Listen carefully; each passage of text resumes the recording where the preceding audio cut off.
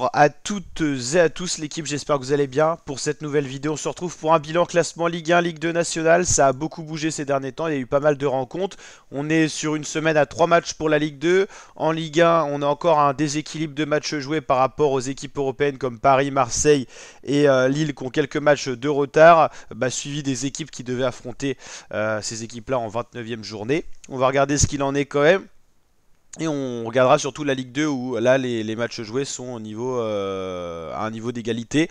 On verra en national, on connaît déjà un promu aussi, on va voir tout ça dans cette vidéo. C'est parti pour les 3 meilleurs championnats de France.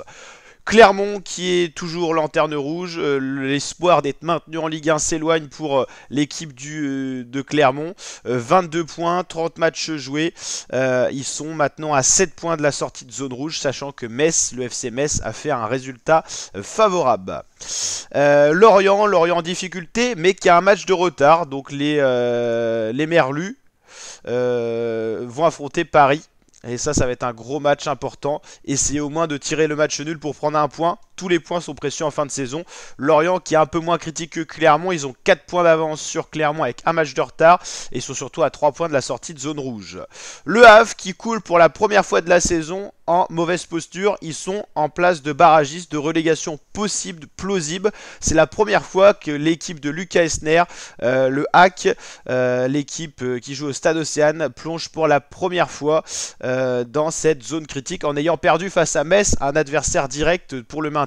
Metz qui s'est bien sauvé, le retour de Migo Dadze fait beaucoup de bien. Pour l'instant c'est lui le sauveur du FC Metz. Il a permis aux Messins de sortir de cette zone rouge, cette zone critique où ils étaient descendus déjà il y a un petit moment. Ils ont enchaîné 2 victoires d'affilée, une face au Havre et une plus récemment, encore avant je veux dire face à Lens qui était très précieuse, un doublé de Migo Dadze, le géorgien qui est prêté par l'Ajax, qui était ancien joueur de Metz en Ligue 2, qui était meilleur buteur de l'an dernier. Il fait beaucoup de bien à cette équipe et il est très très bon et très performant. Le FC Nantes, toujours également dans cette zone un peu critique, même s'ils sont hors de la zone rouge. Ils ont 31 points, c'est-à-dire seulement 2 points d'avance sur Metz, seulement 3 points d'avance sur la zone rouge. Voilà, on connaît maintenant les 5 équipes qui vont se battre pour pas descendre dans la Ligue inférieure. Clermont, Lorient, Le Havre, Metz, Nantes, ça sera ces 5 équipes-là. Je pense qu'à partir de Strasbourg, ils sont sauvés plutôt. Le maintien devrait se faire autour de 36-37 points pour le barragiste. Il reste 4 journées à peu près. Voilà, il y a 34 journées en tout vu qu'il y a 17 équipes. 3 x 4, 12 points encore possible à prendre. On sait très bien qu'il n'y aura certainement pas 4 victoires pour ces 5 équipes-là d'affilée. Donc ouais, le maintien va jouer en 36-37 points. Donc je pense pour Strasbourg-Montpellier, à part de Bérésina, 4 matchs, 4 défaites, normalement, ces équipes-là ont fait le nécessaire, surtout Montpellier dans les dernières rencontres, pour sortir de cette zone critique. Donc Strasbourg-Montpellier, ça devrait le faire pour l'an prochain. Toulouse, qui a tiré un beau résultat face à Marseille. Les Toulousains qui étaient un petit peu dans cette zone un peu plus critique avant, normalement ça devrait le faire aussi. Puis à partir de Reims, là 40 points, c'est certain qu'ils seront encore en Ligue 1 la saison prochaine. C'est juste que Reims fait une très mauvaise fin de saison, très mauvais résultat ces derniers temps. Ils étaient dans le top 5, ils sont totalement sortis de ce top 5. C'était une surprise de les retrouver aussi haut et finalement ils ont un peu retrouvé le niveau qu'on attendait, qui était escompté pour eux cette saison. Marseille, toujours pas de succès. Ils ont failli perdre face à Toulouse. Ils ont égalisé dans les toutes dernières minutes, pas mal de réussite. Ils ont un match de retard, faut le signaler, avec une possible victoire. Ils pourraient se rapprocher du top 5, mais qui s'éloigne petit à petit. Une défaite de Marseille sortirait les ambitions européennes pour l'an prochain. Ils sont encore en Europa League et pourquoi pas essayer de gagner l'Europa pour avoir leur place en Ligue des Champions, parce que par rapport au championnat, ça va être compliqué, on ne se le cache pas cette saison. Bon, il y a quand même un match de retard, on le sait, mais pour Nice, il y en a aussi. Donc si Nice gagne, il se retrouve à 50 points. Voilà, s'il y a 7 points d'écart en 4 journées, c'est impossible de revenir pour Marseille. Sachant qu'il y a en plus Lyon devant, Rennes qui n'est pas dans une grande saison, mais la capacité d'une équipe comme ça, même dans une saison un peu off, ils sont quand même pas loin du top 5 et ça c'est quand même satisfaisant. Donc malgré qu'ils font une mauvaise saison, ils sont quand même 7ème, donc faut voir le positif. Lens alterne les résultats négatifs positifs, ils sont quand même à la portée du top 5. Ça reste une bonne saison des Lensois, ça sera moins bon forcément que l'année dernière où ils ont fini 2ème, ça sera pas le cas cette année, ça c'est certain. Voilà. Nice qui a un match de retard mais dans le top 5, voilà, ils ont des ambitions européennes. C'est pas une grande saison non plus mais ils ont déjà vu pire. Lille fait une très bonne fin de saison, c'était plus critique en début de saison. Seulement 5 matchs perdus.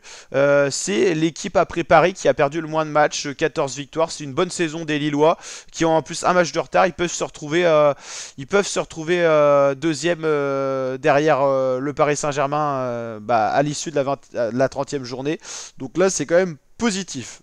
Brest, ça va un peu moins bien, mais il réalise dans tous les cas une saison extraordinaire. C'est dommage d'avoir perdu cette place face à Monaco. Voilà, Monaco a battu Brest, donc là c'était une rencontre directe pour la place de Dauphin derrière Paris.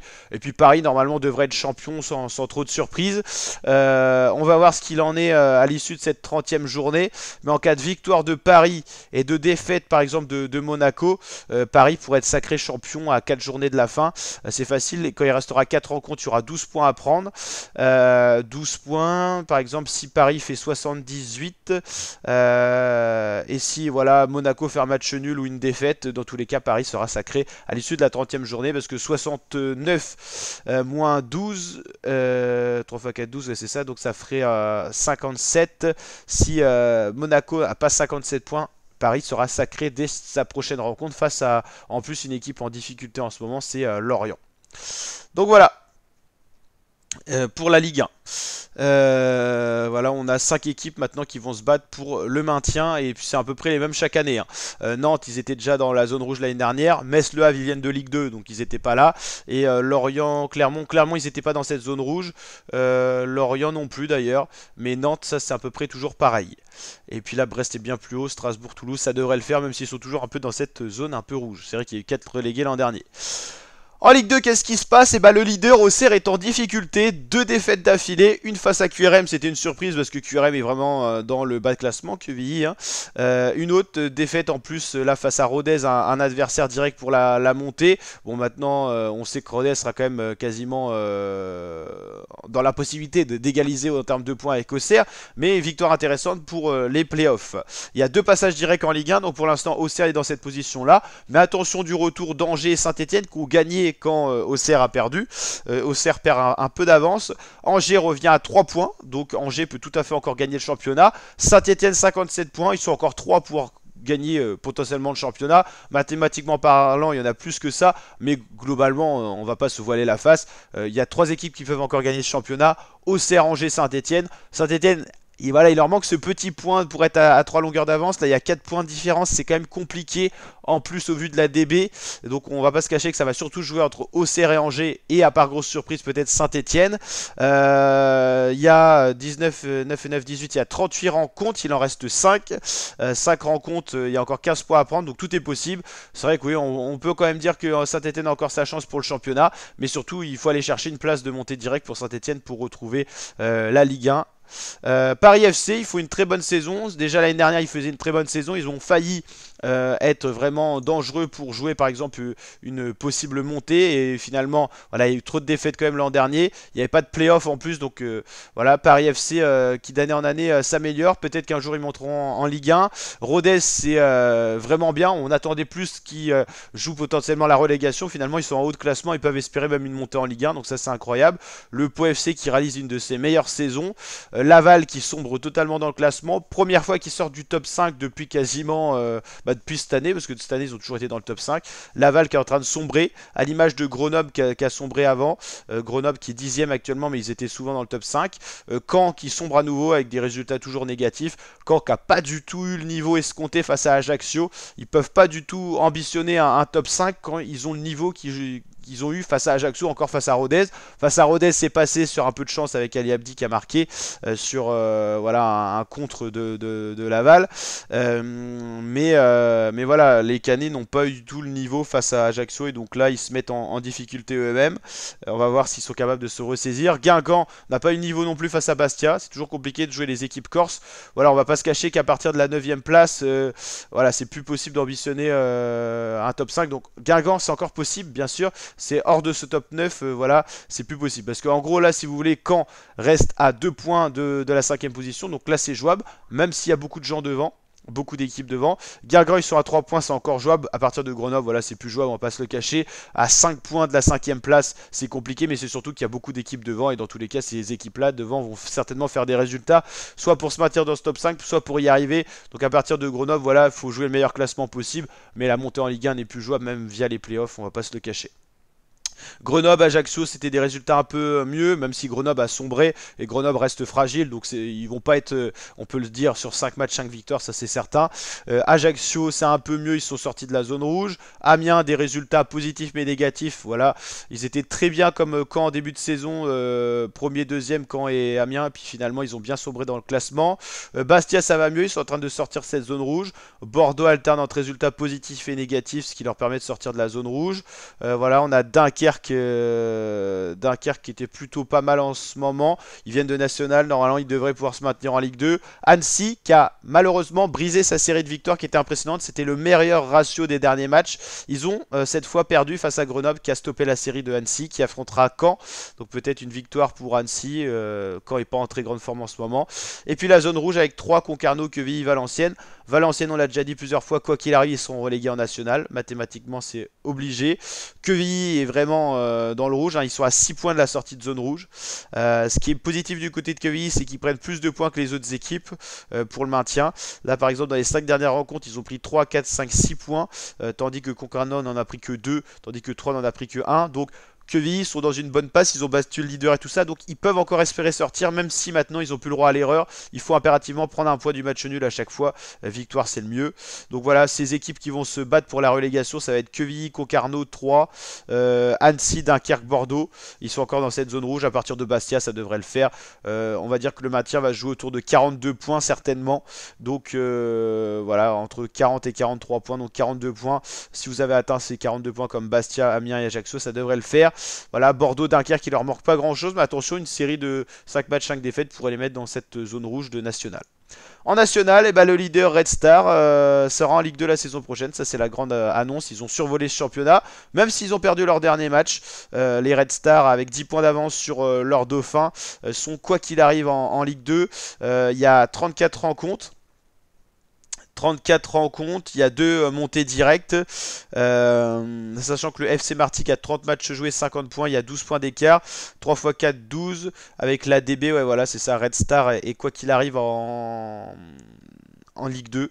Donc ça c'est la bonne nouvelle, ils retrouvent la Ligue 2 cette année, enfin pour la saison prochaine plutôt. Voilà, il y aura 34 rencontres, 3 x 4, 12. Ouais, c'est vrai que ça a été officialisé partout, mais ça se joue à la DB, donc attention quand même. Il faudra quand même aller chercher encore quelques points. Ah non, c'est parce qu'ils ont dû battre le FC Martigues en confrontation directe, donc ouais d'accord, ok. J'ai capté. Donc encore pour la montée en direct, il y a New York qui peut espérer retrouver la Ligue 2 un an après l'avoir perdu. Le FC Martigues qui titille depuis quelques années cette montée possible en Ligue 2, va falloir confirmer.